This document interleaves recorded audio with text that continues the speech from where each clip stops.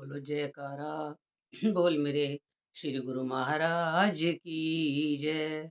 बोलिए सांचे दरबार की जय।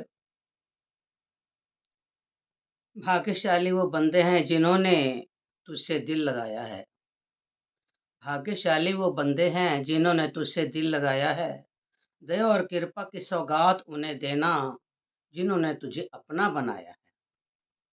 कितनी प्यारी बात आई प्रेमियों।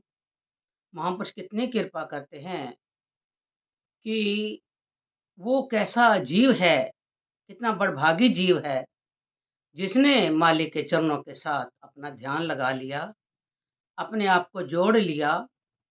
कैसे-कैसे महापुरुषों के चरणों में प्यार करने वाले, अपने आप को न्यौछावर करने वाले बंदे मालिक के चरणों में आते हैं प्रेमियों।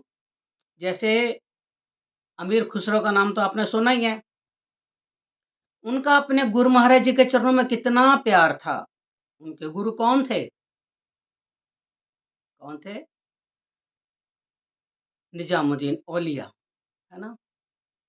उनका इतना प्यार था कि वो एक-दूसरे के बिना रह नहीं सकते थे। तो वो एक बार क्या होता है कि हज़रत जो निजामुद्दीन औलिया थे, उनका लास्ट टाइम आने वाला था। तो उस टाइम जो थे अमीर खुसरो, उस टाइम वो बंगाल में थे। एक-दूसरे के बिना रह नहीं सकते थे, प्यार था, एक-दूसरे का बिछोड़ा भी सहन नहीं कर सकते थे।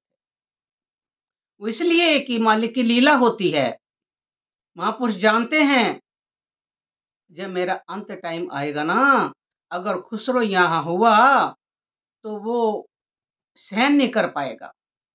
उनका यहाँ तक इतना था, अगर वो खुसरो मेरे पास यहाँ होता, तो हम एक ही कब्र में दोनों लेट जाते, इतना प्यार था। तो उन्होंने फिर भी जाते-जाते ये आज्ञा दी, जब उनका जाने का टाइम हुआ, मालिक तक पहुँचने तक, तो ये कह रहे थे, अगर मैं भगवान के पास, खुदा के पास जब जाऊँगा, तो मेरे से वो ये पूछेगा कि तू मेरे लिए क्या सौगात लेके आया है? तो मैं खुसरो को उनके सामने कर दूँगा, पेश कर दूँगा कि मैं ये सौगात लेके आया हूँ। एक शिष्य को कैसे उन्होंने बनाया, कितना प्यार था उनका, मैं वो पेश करूँगा। तो जब निजामुद्दीन जी ने शरीर छोड़ा और खुसरो जी को पता चला, जब वो आए, आ कर के जब उनकी कब्र के पास जाने लगे, तो जो सेवादार थे उन्होंने रोक दिया वहाँ, कि कहा था कि 7 कदम मेरी कब्र से दूर रहे, क्योंकि अगर वो मेरी कब्र के पास आ गए तो मेरी कब्र फट जाएगी। तो उन्होंने मना करा कि उनकी आज्ञा है, आप उनकी कब्र के पास नहीं जाएँगे। ऐसा सुनते ही अमीर खुसरो ने अपना शरीर वहीं पर शांत कर दिया। क्योंकि अगर हमारे रहबर गुरु ही नहीं रहे, मेरा पीर ही नहीं रहा, तो मैं जी करके क्या करूँगा? इतना प्यार। तो वहाँ पर कहते हैं, गोरी सोए सेज पर, मुख पर डारे केस। खुसरो जी कह रहे हैं, गोरी सोए सेज पर, मुख पर डारे केश, चल खुसरो घर आपने, साँझ पड़ी चहूँ देश। अब जी करके क्या करना है? उन्होंने थोड़ी दूर पर ही अपना जो शरीर था त्याग दिया। आज भी दिल्ली निजामुद्दीन पर जो उनकी कब्र बनी हुई है, पहले कब्र खुसरो जी की है और बाद में कब्र निजामुद्दीन जी की है। ये कहा था कि पहले मेरे शिष्य की कब्र पर लोग मत्था टेकेंगे, बाद में मेरे पास आकर के मत्था टेकेंगे। ये होता है गुरु शिष्य का प्यार। और जब प्यार ही नहीं है, तो शिष्य कहलाने योग्य नहीं हैं हम। इसलिए ऐसे महापुरुषों से, ऐसे-ऐसे जो गुरु के बंदे हैं, उनसे हम शिक्षा लें। अपने गुरु चरणों में हम प्यार कैसा करें कि मिटा दे अपनी हस्ती को अगर कुछ मर्तबा चाहे, के दाने खाक में मिलके गुले गुलज़ार होता है।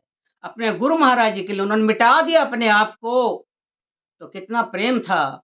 आज भी पहले शिष्य की समाधि पर मत्था टेकते हैं, लोग कब्र पर मत्था टेकते हैं। बाद में वो जो निजामुद्दीन जी की समाधि पर जाके मत्था टेकते हैं। इसलिए मालिक के चरणों में सच्चा प्यार अपने आप को न्यौछावर कर दे शिष्य, तो शिष्य कहलाने योग्य है, नहीं तो नहीं। इसलिए प्रभु हमारे ऊपर कृपा करें कि हमारा ध्यान हर वक़्त अपने गुरु महाराज जी के चरणों में लगा रहे।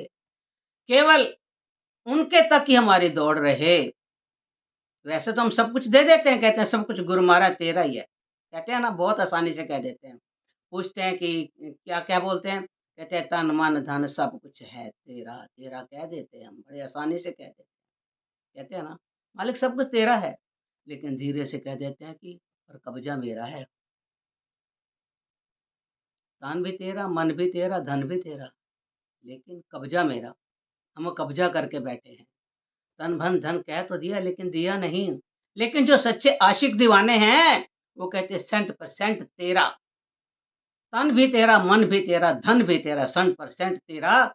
ऐसा कह कर के वो मालिक के जो अपना सच्ची लगन लगा करके अपने जीवन को सार्थक करते हैं। तो इसी के साथ ही बड़े प्यार से बोलो जयकारा, बोल मेरे श्री गुरु महाराज की जय।